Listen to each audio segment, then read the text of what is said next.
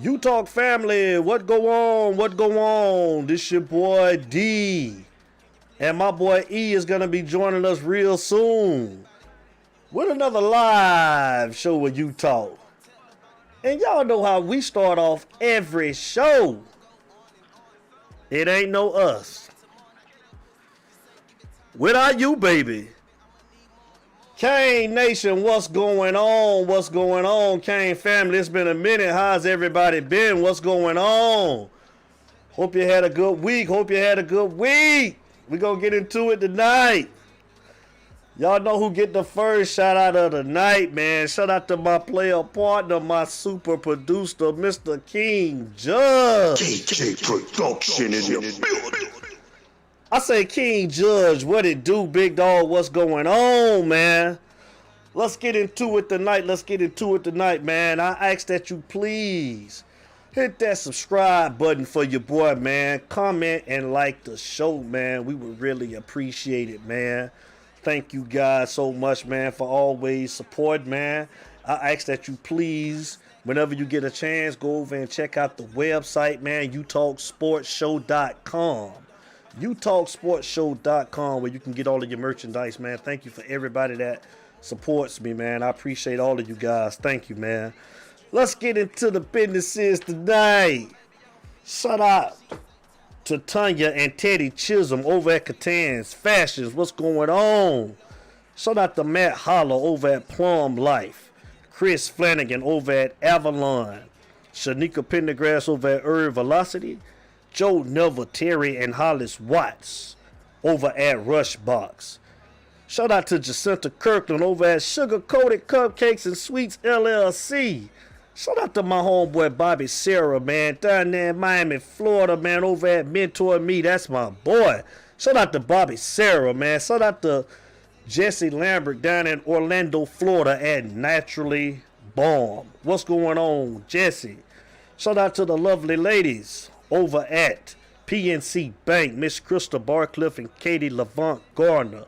Shout out to my homeboy Leroy Vien over at Smile Studio Orthodontics, man. That's my guy, man. What it do, Leroy? What's going on, big dog? And shout out to one of our very own, Mr. Marquez Williams over at Pop Socks. Check him out over at popsocks.com, man. They got the cool, crazy, wacky socks that you want over there at Pop Socks. Shout out to Young and the Boy, Co-Star and TP the Prophet. That's the music you're going to be hearing tonight. Shout out to my boy Adrian Braswell for the artwork. And of course, shout out to my boy from Just Saying Sports, my dog, E. Gray, over at Just Saying Sports. He'll be joining us pretty soon. Shout out to that boy E. Gray. Let's get into it, man. You talk shout outs, man. Let's go. It's You Talk, baby. Shout out to Jamal Davis, Benny, and Kimbo Lee Barrett. Shout out to Cyrus Sumter, Tremaine Daniels, Finney Souter, Chad Lewis, Hiram Williams, LaTroy Hillary, Jimmy Brown, Steve Watson, Brittany and Kevin, Eric Brown, man, one of our U alumni, Kenny Kelly, Tamika and LaVar Scott, Milo Stinson, Chris Otis, Dexter Sigler, what's going on? Felix Miller, Eric and Susie Connor, Donald Gordon, Todd Randy Pamal, John J.T. Thomas, Otis Ford, Earl Collins, Dion Washington, Carisha Williams, Carl Strong, Gail English, Robert Uncle Buck Brown, Eddie and George Lloyd, Cedric, Rika Chuck Tate, James Pop Jones, what it do, bro? Corey Taylor, Kevin Taylor, Gerald Big Baller Hawkins.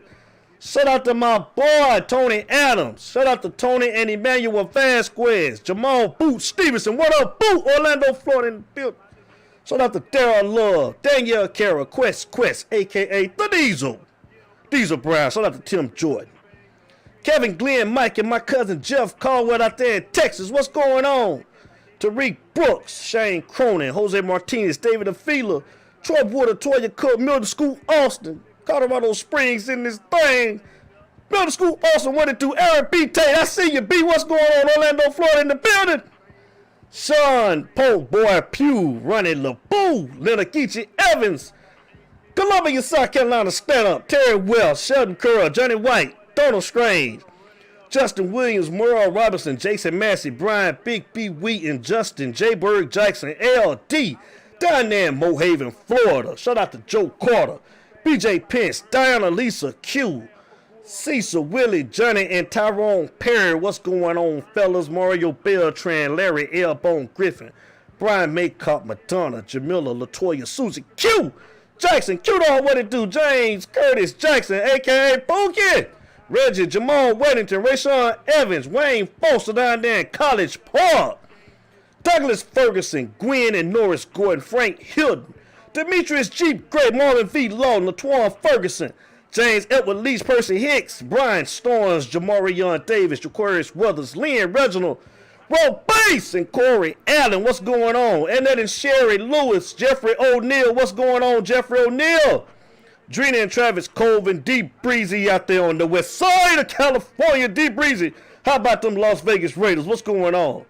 Shout out to my cousin Ernestine Fleming, Cheetah McCullough, John Green, April Clark Ransford, Beverly Kuzite, Reggie Hurd, Samuel Kennedy, Eric Myrick, and my boy. You'll be hearing from him around 8:30. Larry Frank Jr., what it do?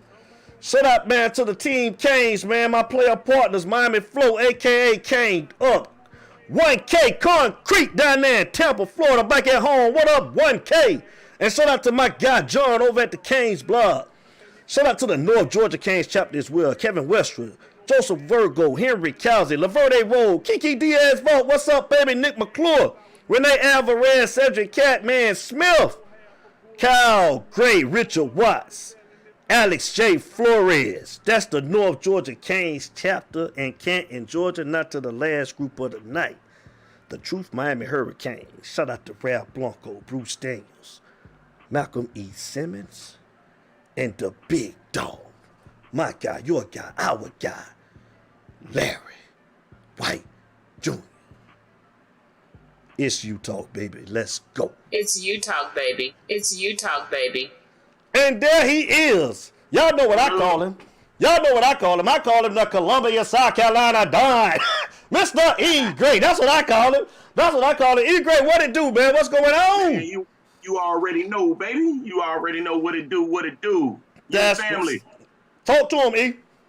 You family, what's good on this? Well, you know, it's cold and rainy here in Columbia, South Carolina, but, you know, it's a polar vortex going on around certain parts of the country. I'm just glad we don't have snow and all that craziness. So I'm good, brother. I'm good. Just relaxing on a Friday.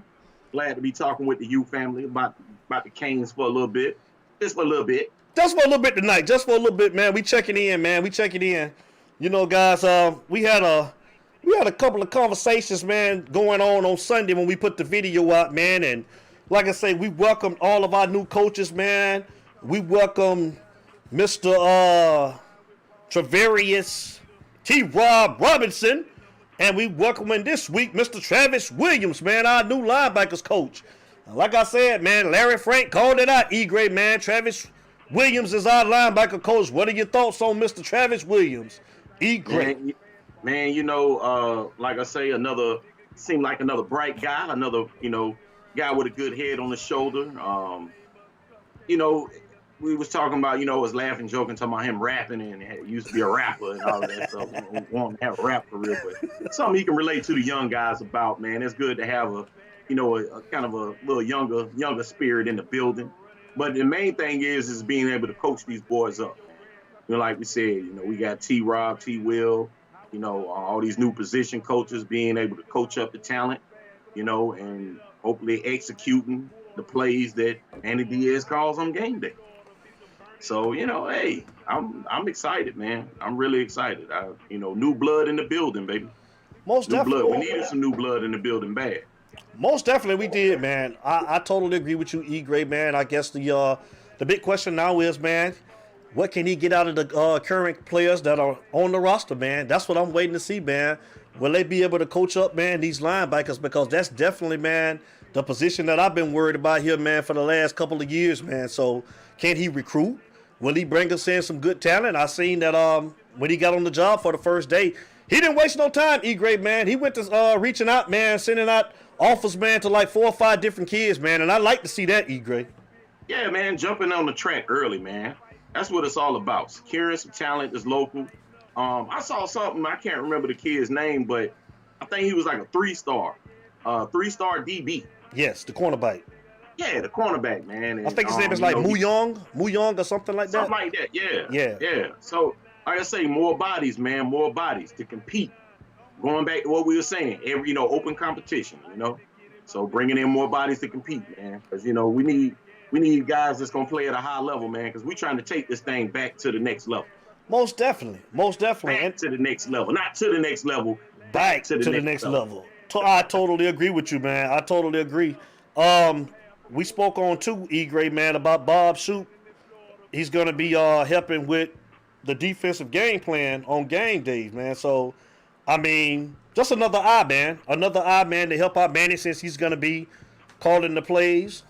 He's gonna be the defensive coordinator this year, man. So, I mean, I like that too, man, as well, man. Another set of eyes. Yeah, and his position is the defensive analyst, something that we really didn't have. And it's going to be interesting to see how that's going to correlate with everything and all the talk that we've been hearing with Ed Reed. I'm sure we're going to discuss that, with Ed Reed out there saying he wants a coaching job and, all of that kind of speculation. But, hey, man, while you with us, Mr. Chief of Staff, Ed Reed, we need your eyes and your thoughts and your instincts, all of that stuff, Ed. We love you, Ed. We need you here. Right. So when I read E, man, it didn't seem too cryptic as far as what he said. He was very clear on this last tweet. And he said, E-Gray, that he would like to be a defensive coordinator or a head coach. I mean, it wasn't no mistaking what he said in this tweet right here, big dog. Yep. What's your thoughts on that? I mean, are we talking, what do you think, college? Or are we talking, we're talking the NFL? Originally, when he put the tweet out, he was speaking to college and pro.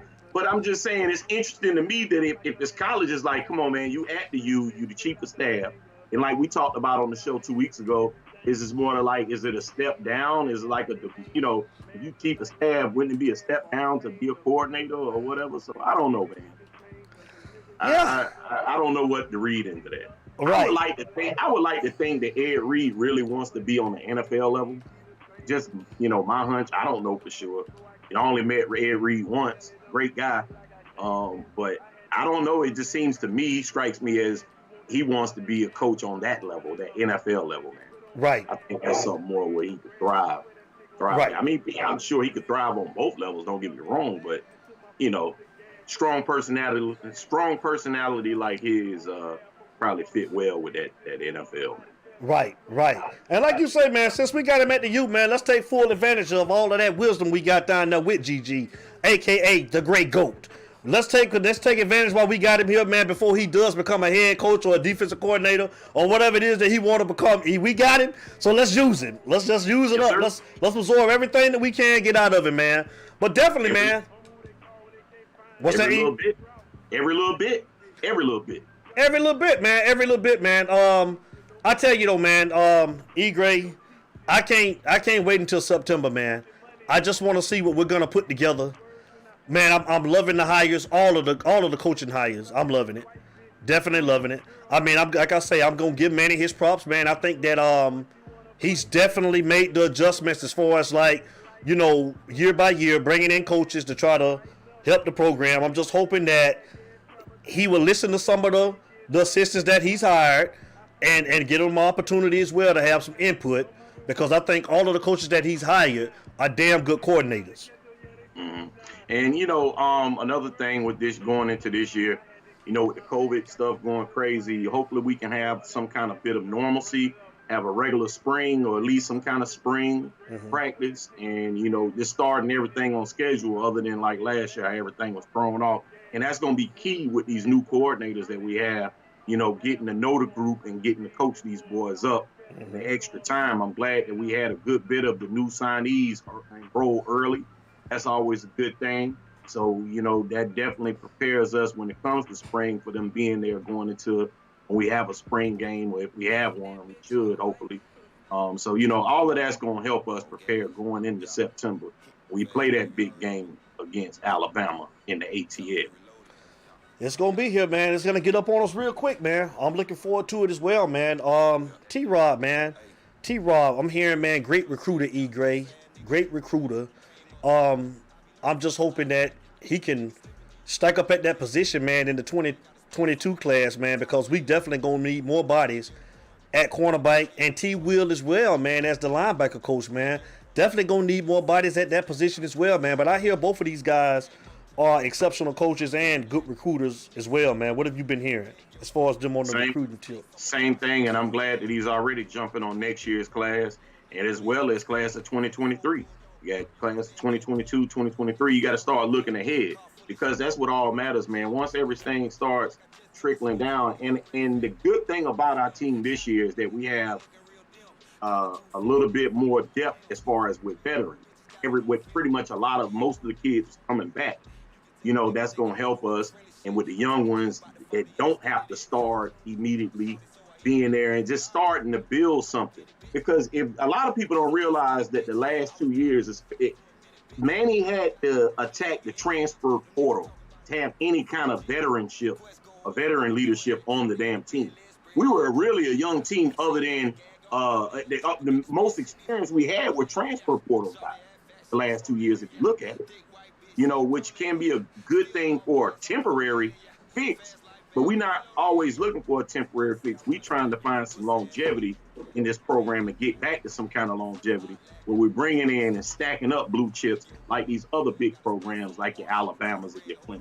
You know what I mean? Because just like we was just talking on the show a couple weeks ago, how Alabama just lost a lot of players to the draft. Well, they already had blue chips waiting on deck.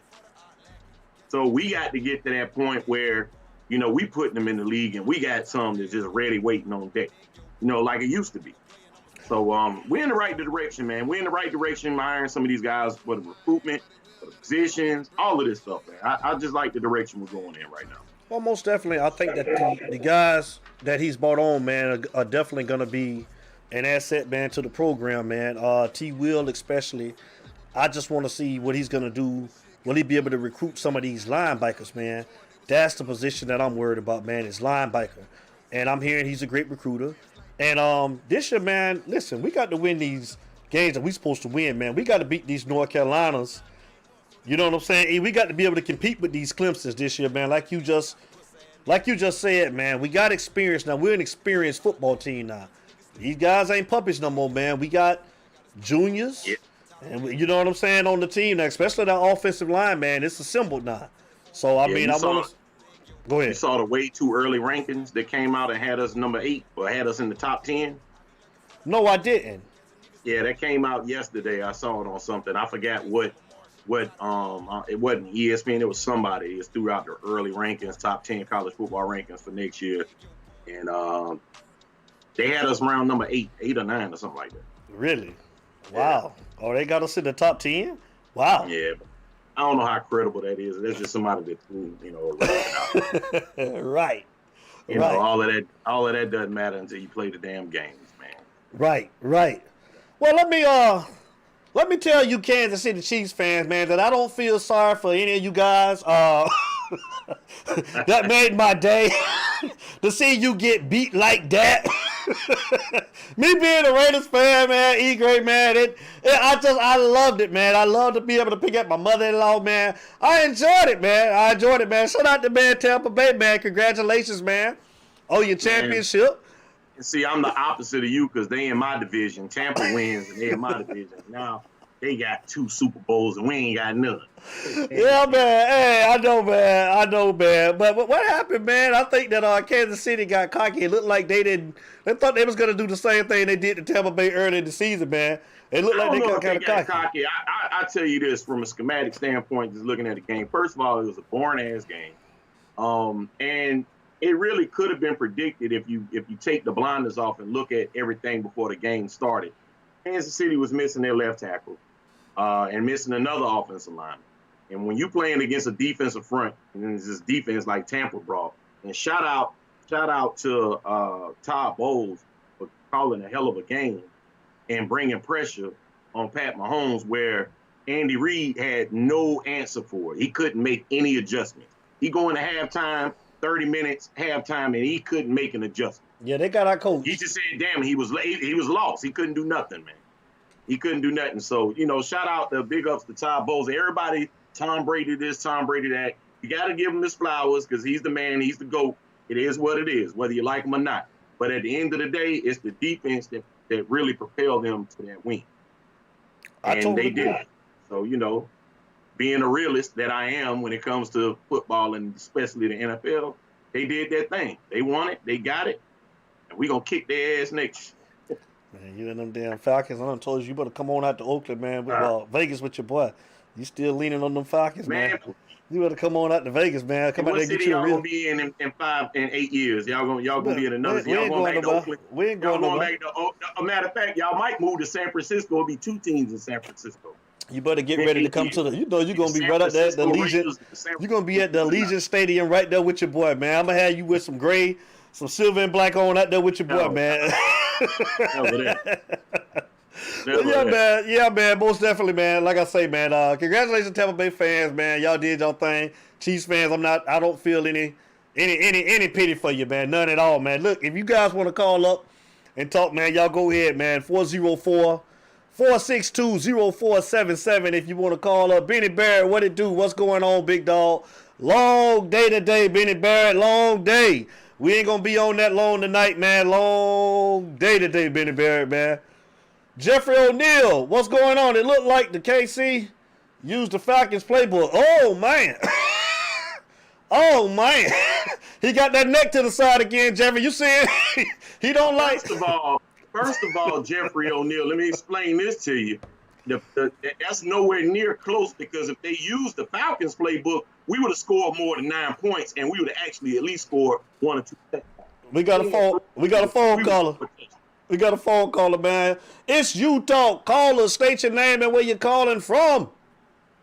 Man, this is Benny Barrett, man. ATL, Georgia. What it do, fellas? What it do? Benny Barrett, man. What's going on, brother? What's going on, man? How you doing tonight? I can't complain, man. Man, I'm trying to stay warm, man. I know. I told. Stay warm and stay away from you, sir. I told E, man. I say, boy, it's dropping up here tonight, man. Definitely. Yeah, it's cold here too, bro. Man. It's cold, man. Shout out to all the truck drivers, man. Y'all be safe out there. Y'all get tired. Y'all need to pull over, man. Yeah. I seen that pile up out there. Man. What that was out there in Houston? Was that in Dallas? That was Dallas? Yeah. Oh, okay. Dallas. Out there in Dallas, and they had a bad one out there off of I-40 out there on the back half of Arizona. Oh, man. So it was a death out there, yeah. So, man, I was calling at the end of the day, man, to say what's up to my guys, man, and shout out to them Buccaneers. To them Buccaneers that went ahead and bought them a championship. But that's the name of the game now. That's the name. Yeah. You can't get mad. Yeah. I can't get mad because when Peyton Manning came to the Broncos, I knew I was going to win a championship. I knew it. Call it what you want. I knew I was. That's just the name of the game. The name of the game now is money. It's about money. So, I got to get mine. If you don't get yours, that's on you. I'm trying to go out here with a ring and get me a couple ads and get my face on a cereal box and call it good. It's not about the love of the game, and that's sometimes what makes it bad for these college players that want to come up behind this coming up because I'm shooting for the money. These guys, you think back to just imagine the contract like me and Devin was talking. If these old guys was making the money that these young guys make now, even to the rappers. You know what I'm saying? All these rappers doing these foolish things. Me and E was just talking about that. Oh my God, bro! You know what I'm saying? So it's just so much, and our children are looking up to this type of stuff. This is the type of role model stuff our children are looking up to. You know what I mean? And so for the football world, we're looking into this money. So the heart of the game is really not even there. Very seldom you gonna get that one that really just love the game. Just want to go out there and play, love the smell of clean cut grass, and you know what I'm saying, of your cleats digging in. You know what I'm saying? So, man, shout out to the football players, man. I mean, I wish we could turn it around and we just come back to the love of the game. But with this pandemic, it should just come back to, you know, I just want to love what I do. You know, it's not even about the money. Because they show that they can cut the money off and the world can go crazy. You know what, Benny Barrett, I'm going to piggyback on your point real quick when we talking about with sports. With it, like with football, it's more love of the game on the college level of football than it is, I think, in other sport. Well, now, well, let me rephrase that. The college football game is still healthy. It's still healthy right now, where, of course, it's football. We love it. It's once a week. We watch it, and it's competitive, and it's pretty much a good product. College basketball, on the other hand, is not a good product. I don't watch it personally, but I know a lot of people that do. And I think part of that, when we talked about the money, if you look at a lot of these players that are top level, they're not even going to college no more. They going overseas to play just for that 1 year, and then they coming into the draft. Well, it's about to get worse now. It's about to get worse now because you know that they're going to let the college kids now go over to that development, the D League, exactly. And the D League. And it's hurting. So I saw somebody post the other day, Duke, Kentucky, North Carolina, and what other team, they weren't even in the top 25? Or top 10 or something like that? No, North Carolina or Duke. So you know what I'm saying? Like, when does that ever happen? Right. So that right there, you got a lot of if you look at last year's draft, a good bit of the top 10 that went in the draft this past year, most of them played overseas for a year or something. They did not go to college. Mm-hmm. That's just the trend. Yeah. And you can't blame them. It's like you say. It's like you said, though, E, man, you can't blame them for going to go get that bag, man, to go get that money. You know what I'm saying? So I don't disagree, man. I say go and get it if you can. Benny Barry, talk to us about what's your thoughts on the new defensive coordinators on the defensive side of the ball, man. Whether it's Travis Williams, T-Rod, which one do you like the best, man? Shoops, Bob Shoop. Travis Williams. I like Travis Williams. I like Travis Williams. I think he'll be a good fit. I really do. But I still stand to this point, and I said it verbatim 100 million times last year, and I still say it. Even if we build our defense up, we can have an A1 defense.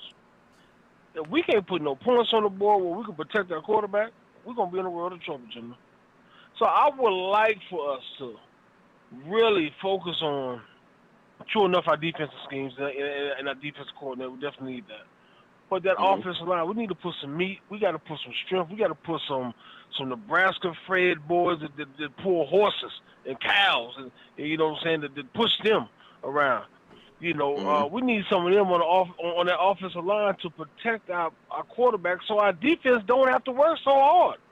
We all know you keep a defense out there 3-4 series, man, they're going to break down. They're going to give up the easy 7 points. I don't care who the defensive coordinator. You can't coach that. You ain't going to be able to coach that. So I think man, they're going to have to do something. And we're gonna have to. I don't know what Ed Reed. I'm a little disappointed in Ed Reed. Me personally, I'm a little disappointed in Ed Reed. I thought we would be a little stronger. I thought we would have been a little stronger than we were. As far as what? What do you mean? You disappointed in Ed Reed? Of holding everybody accountable. Well, you got to understand. How much of Ed Reed's input is actually taken into account? You know what I'm saying, on the team. You know, we don't actually know how much input Ed Reed's got on the team. True. That is true. And, you know, and like, what is the chief of staff position? Because I really have a hard time learning what the hell that means. I hear a lot of shit that throw the title out there, but what is it? Right. And if Ed Reed is screaming, coach, want to coach, okay, you can get your feet wet by helping out with us right now until you get over into the NFL where you really want to be at.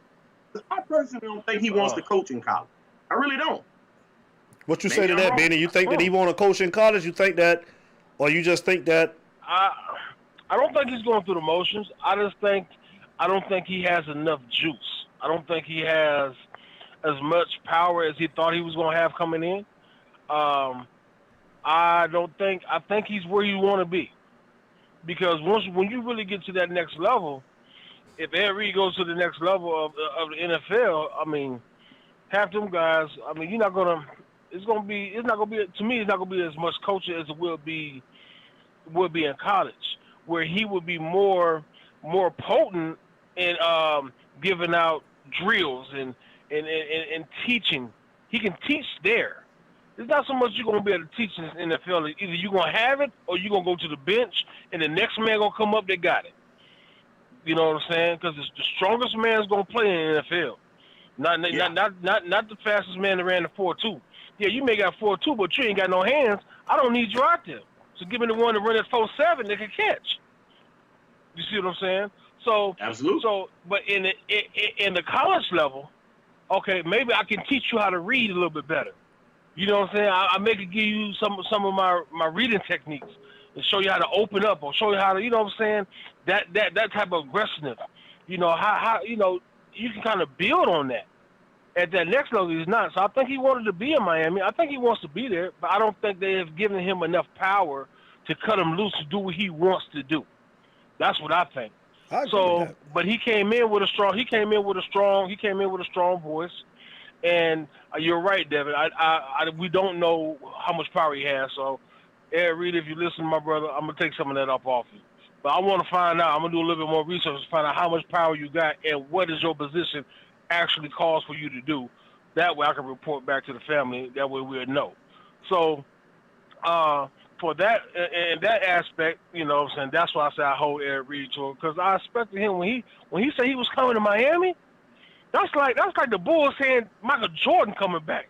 Man, I don't care what nobody, man, Jordan's coming back, Eric Reed's coming back. That's big. You know, you getting back on your side of the ball.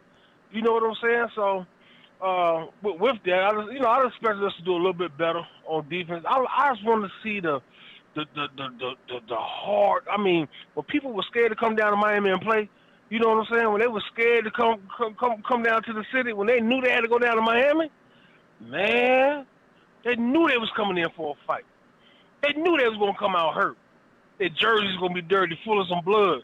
Man, them jerseys come out just as clean as they went in now, man. Them jerseys don't be dirty no more. You ain't got to wash your jerseys for next week's game. It's already clean. They ain't hitting. They tapping. They ain't hitting. I want to see somebody bring the wood, man. Somebody lay the wood, fill the hole. You know, that's what's up, man. That's what's up. Well, man, that's what I want, man. That's what's up, man. That's what's up, man. We up against it right now. We finna get ready for Larry Frank's U-Take, man. So, brother, man, it's always a pleasure, man, to talk to you. I appreciate you calling into the show, man. Absolutely, Benny. Most definitely, man. Your brother, take it easy. All right, you too, brother. All right. In a minute. It's you talk, baby. E. Gray, that was a damn good point though, man. And that's a question, man, that I'm gonna have to do a little bit of research on too, man, E. Gray, because I want to know actually how much say so Ed Reed. I'm like you. What is the chief of staff position? What is the chief of staff? I want to know a little bit more, man. If anybody got the answer to that, man, please call up here, man, or either text in. Enlighten us, if you would. Hey, look, I want to ask, as soon as I run into Ed Reed again, whenever there's going to be, hey, Ed, by the way, ask him about Tommy. Ask him about Tommy on Martin E. What Tommy say? What the hell? Hey, man, we got our guy calling in, man. Coming to the line, man.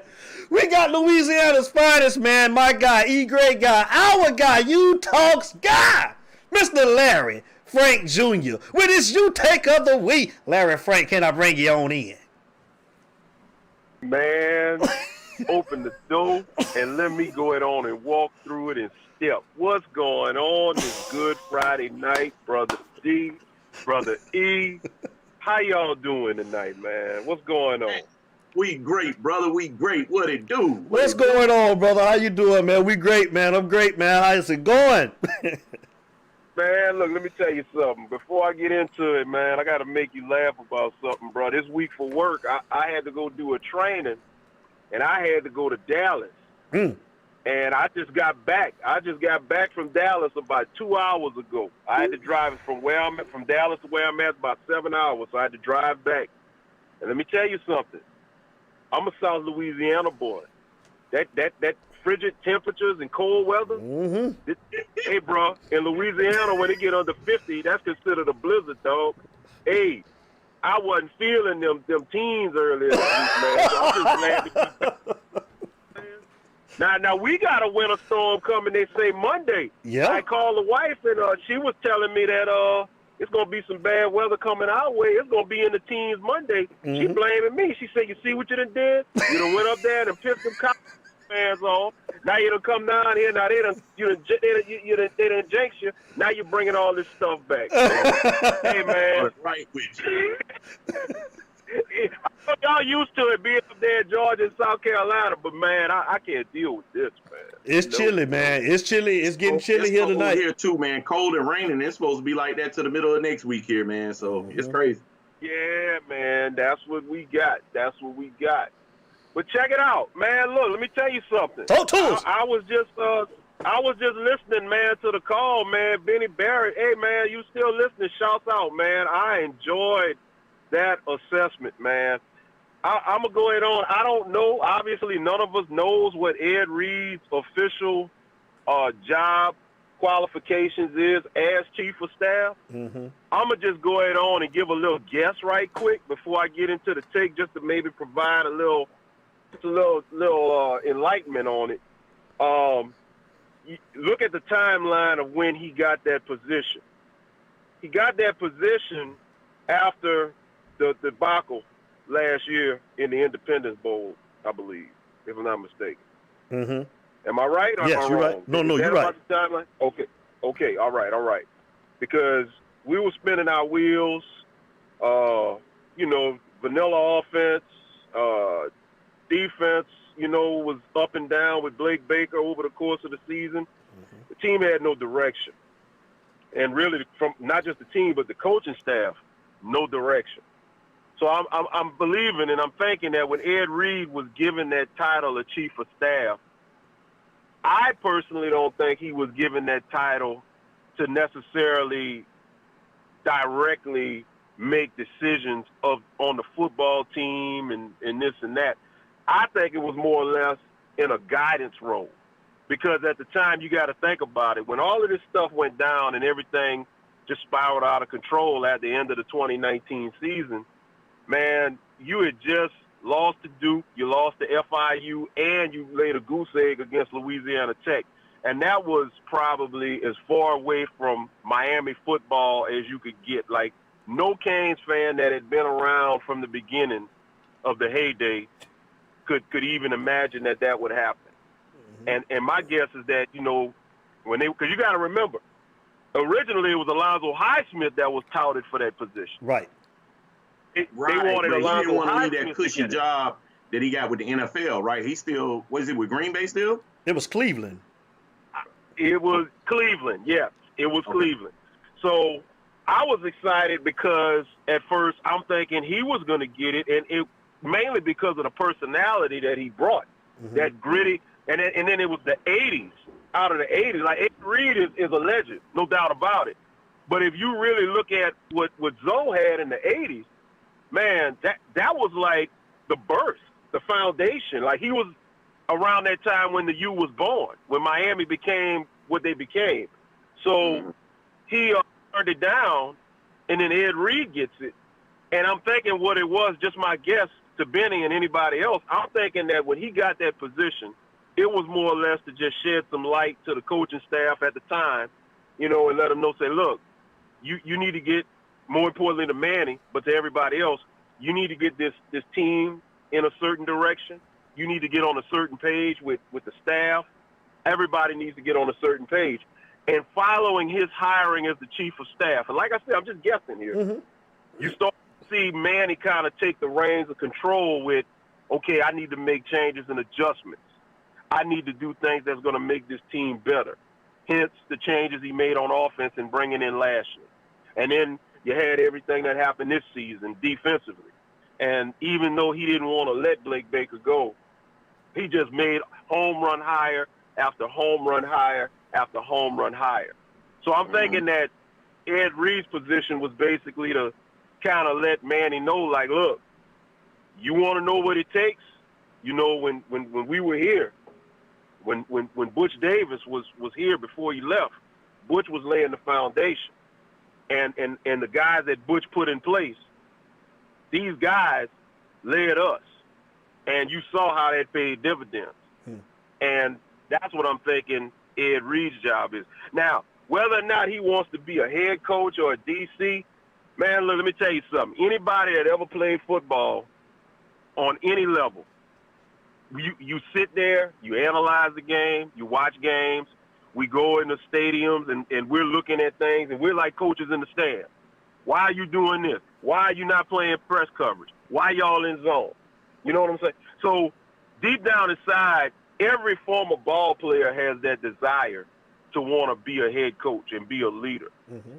So whether or not it's at Miami, I heard rumblings that it was maybe for the NFL. Who knows? But I just think that his position as chief of staff is to kind of just get some order and maybe just let Manny see the direction that he needs to go in from time to time. Because like I said, when it's all said and done, in 2 years, from a coaching staff standpoint, it's looking good. It's looking good. The fact that he was able to make the adjustments that was needed to be made. So before we get into it, I just wanted to kind of give my little 2 cents on that. I heard Benny divulging on it. Mm-hmm. And like I said, man, he had got me to thinking about it because I never really thought about it neither. Yeah. You know what I'm saying? So when I heard Benny, I'm like, yo, Benny is dropping gems right here. Like, he brought that. Like shouts out to you, man. You know, Right. Real talk, you know? Right. But, no, man, the take that I want to give, man, like I said, I was up there in Texas, and I had a lot of downtime when I was finished with my training. So I was like, man, what we going to talk about? Because the coaching stuff, man, that's pretty much been etched in stone and everything. Well, let me give you your This is flowers, what I too. thought. Not to cut you off, but the last time we spoke, man, me and E was talking about it. You called it, man, a little over 48 hours, man. You said that we was going to hire Travis Williams, and we did, man. So, hey, props to you on that, boy. Y'all don't think you've been wrong yet this year, have you? I haven't been wrong yet, and I'm going to go throw another one out here at the end of this take. And Lord knows, I hope I keep my streak running when I give you what I'm going to give you at the end of this take. So It better not be the Pittsburgh Steelers winning the Super Bowl next year, though. Oh, no, we're going to leave them where it's at. I got people telling me we're going to pick up J.J. Watt for a family reunion. I don't want that. Hey, I wish my boys had the money to pick up J.J. Watt, but only thing we could pay him is with love, and we ain't got him. You We stupid. can't afford J.J. Watt. It's got memories, my brother. That's all you need. If I want to see players that's injured all the time, I go to my local emergency room, go to the local ER. I don't. You know what? Seen that enough, man. You know what? Hey, you know what? That's true. He do stay hurt, man. And somebody pay all that damn money. You pay a ransom and pick him up, and by the middle of the season, he done tore a pectoral muscle or some shit. And he like, well, dang, A labrum or something. torn labor or something, man. Ain't nobody trying to have no high-priced $1 million injured reserve player, man. I mean, He ain't lying. them checks don't look good, man. When you up there, you know, in rehab and all of that, man. Like, come on, man, we can't do that. But no, Exactly. I got a prediction. I'm gonna give at the end of this take, but I want to get a take and then I want to lead in the prediction. I want to lead from the take into the prediction. So let me just go ahead on and tell you what I did. Okay. I was kind of scanning some things, and I read an article. I think it was from Kane's Warning. I don't remember the exact publication, but it was a Kane-related publication. And it said why the 2021 Miami Hurricanes could be a perfect storm. And when I read it, I was looking at it, and it was like the way they were breaking it down, they were talking about with Manny calling the defense and putting his fingers on the defense and having total control of the defense now, it reverted back to what he did, you know, as defensive coordinator before. And we got to remember, I don't know if for anybody that may have missed it, Manny proclaimed that he was the defensive coordinator. He laid the roles out of all the coaches. And he proclaimed that he was going to be the defensive coordinator. Mm-hmm. So for anybody that's like, why we ain't got a defensive coordinator, you got one. It's just the head coach assuming those duties. He self-proclaimed that he was the DC. So I went back to what he did as defensive coordinator, and we all remember, you know, that was when turnover chain came out, defense was playing lights out, forcing turnovers, making it happen. Man, they was just doing it. And they did it with a very inconsistent offense on the other side. Bad play calling, erratic quarterback play, just man, the defense bailed us out a lot. Mm-hmm. So, what did y'all say during that 2017 season, or what did most of us say during that 2017 season? Man, if we had a great offense to go with this defense, man, what we could do. And we all imagined. I know me personally, I was like, man, if Brad Kaya still had eligibility, I'd love to have Kaya right now with Cager and Richards and this collection of DJ, all of them, this collection, this whole offensive collection with this solid defense. We all said that, okay? Now, fast forward to this upcoming season. This past season, and then go into this upcoming season. The past season, what did you see? You saw the offense just really, really, really turn around from the last couple of years under Rhett Latch. Under who? And moving forward. Under who, E? Under Oh, my bad. Go ahead. I'm bad. Yep. All right now. 6D, we ain't cutting no checks. Right. No, but we ain't cutting no checks, man. He got the bank account open, but we ain't ordered no checks yet. He got to order the checks before he cut them. Hey, Larry Frank, not to cut y'all. We could have cut the checks, though, E, if y'all number, 8 and 6 would catch the damn ball. Hey, man, I told you. Hey, I don't care how long we do this. I will never refer to those two people by their names again. They are 8 and 6.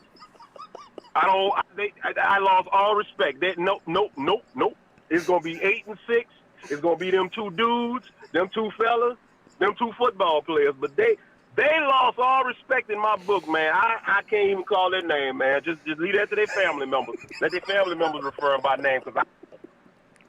So, get back to where we was at. So, you look at what that defense under Manny did and how good they were. And we always pictured, man, if this defense had a potent offense to complement it, what could it do? Well, you come into 2020, offense made a lot of strides. Now, the defense had flip-flopped. They were the question mark, but the offense wound up winning a lot of games for us and bailing the defense out. So that's why when I read this article on the perfect storm, it highlighted that now going into 2021, you could have the perfect storm of a Manny-led defense if he can do it to the capability that he did a few years ago. And then complement that with a Rhett Lashley offense that's going to get a full shake in the offseason, in the spring. Everything. Just players, the right receivers, the right running backs, everything just put in position. You can have that dream combination that we were talking about a few years ago. And if you can have that, if you get the right play on both sides of the ball, and I ain't going to count Alabama because, like I said, we got to see what's going to happen. But everything post-Alabama, this could be a magical season of I don't want to say epic proportions, but really, really big proportions in comparison to what you saw in years past. And when I sit back and think about it. No, go ahead. But I wanted to harp on, was that Benny Barrett that was mentioning something about what if scenario with the offensive line. But you look at our offensive line, man, we bringing back, everybody coming back. And that's something that we really haven't had, that experience of a line together, man. And I really think that's going to make a big difference on our offensive side of the ball, bro. I mean, that's going to be huge for us, man. Well, not just the offensive line, but I was looking up. They said Miami is returning the third most experienced team in the country. Yep, exactly.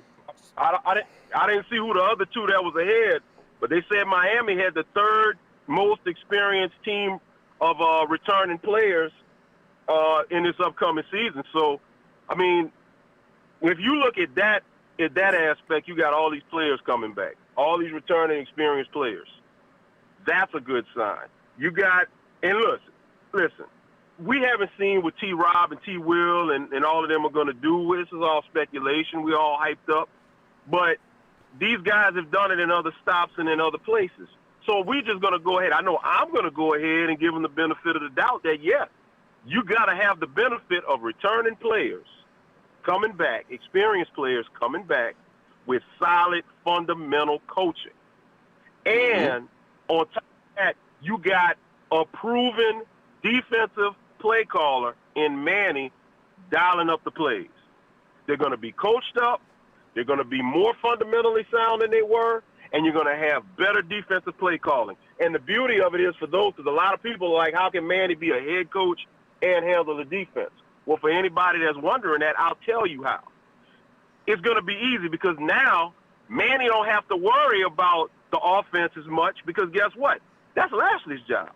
He's going to deflect to Lashley and his staff and Rob Likens and Garen Justice with the line. The offense is going to take care of itself under Brett Lashley. Manny, in theory, can go ahead as the head coach, put all of his effort and emphasis on that defense with those defensive coaches. And you got to remember, you still got Bob Shoop, who's an analyst. Bob Shoop, and this is another thing that I checked out that I was impressed with, that I didn't think about, and I was impressed when I found out.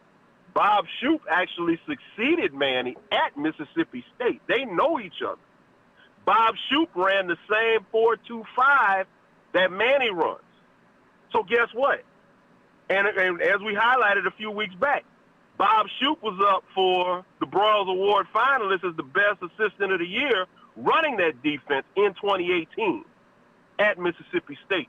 So you got eyes in the booth running the same defense, watching everything, who can communicate with Manny on the field. They're on the same page with the same defensive scheme, with players that are coached up, returning players that are coached up.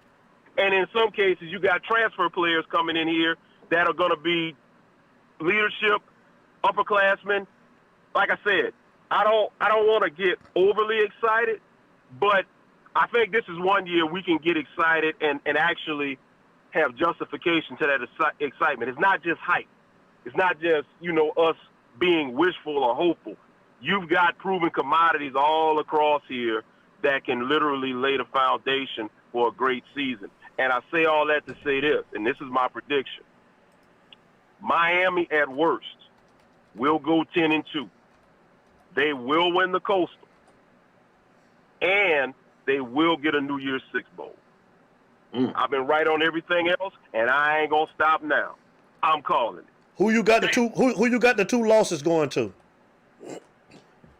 I got Alabama. Alabama, because like I say, for right now, I have to go with Alabama because they're Alabama. Don't get me wrong. I do think if you put the right game plan together and you execute, and we got more experience, we got the capability to beat Alabama. But we just guessing off the schedule. I got Alabama as one. And as far as the second one, I don't want to pinpoint a specific ACC opponent, but I just think we're going to drop one in conference play. Could be North Carolina, could be NC State. Like I said, I can't pinpoint a specific game. I just feel like every team usually has that one slip up in conference. So I got us dropping one to Alabama in one conference game. But with that being said, I got us 10-2. I got us winning the Coastal. Like I said, we'll match up in all likelihood against Clemson. And like I said, that's just like playing Alabama. I mean, that's the big dogs on the block. I mean, we would probably have the capability of beating them because they lost a good bit of talent. But once again, that's still, they're still Clemson. You want it, but you can't necessarily claim it because you got to see how it plays out. So that's what I got. Absolutely. Thoughts on Travis Williams and T-Raw? How much stock they bring in the man in the recruiting field, man? Like, I heard that they're great recruiters, man. So what's going to be, you think that they'll be able to get us top-notch players at the position of cornerback and linebacker? I think they're absolutely going to get the top-notch players. I mean, if you get with Travis Williams, like I said, we were thin at linebacker. The linebackers that we got, we don't have the best grouping of linebackers. But I think with what you got, I think he can coach those guys up and make them solid. Now, while you got them playing solid, now you can go ahead and start recruiting some of these studs. I just believe, because you got to remember, Florida as a whole, you got South Florida is talent rich, but Florida as a whole is talent rich. Oh, And then most he's going to definitely. still have his SEC ties. You know, he can still go into Alabama. He can still go into Mississippi. He can come over here to Louisiana. T. Will is going to most definitely be able to get some of these top-notch linebackers across in the Southeast region and across the country. So I'm looking for the recruiting to really, really step itself up. Look, at the end of the day, you still got Ed Reed. Ed Reed is your wild card. All you got to do is, hey, man, you come on down here. I'm going to let you talk to Ed Reed. Let Ed Reed tell you what was waiting for you. You come play at Miami. Let Ed Reed tell you. I mean, who's going to say no to Ed Reed? True. Right. So, and I think T. Rob brings the same element. T. Rob can use his body of work for what he's done at Florida with Vernon Hargraves and all them guys and the guy from South Carolina that's going to be the first rounder. He can use what he did. But what I like about T. Rob is a physical, like he coaches physical, just physicality. When he tells you we're going to play bump and run, you ain't playing none of this, cutesy stuff here. Mm-hmm. You're going to get physical. And I really believe that's something that's going to be in a drawing card to a lot of these DBs. If you look back, like I told you, at the national championship game, and you saw that all of Alabama's starting secondary was from South Florida, I think in due time, with T-Rob and DVD and Ed Reed, and you still got Rump. You still got Rump. You got that whole collection of guys. I think you can get the similar type of grouping right there to stay home.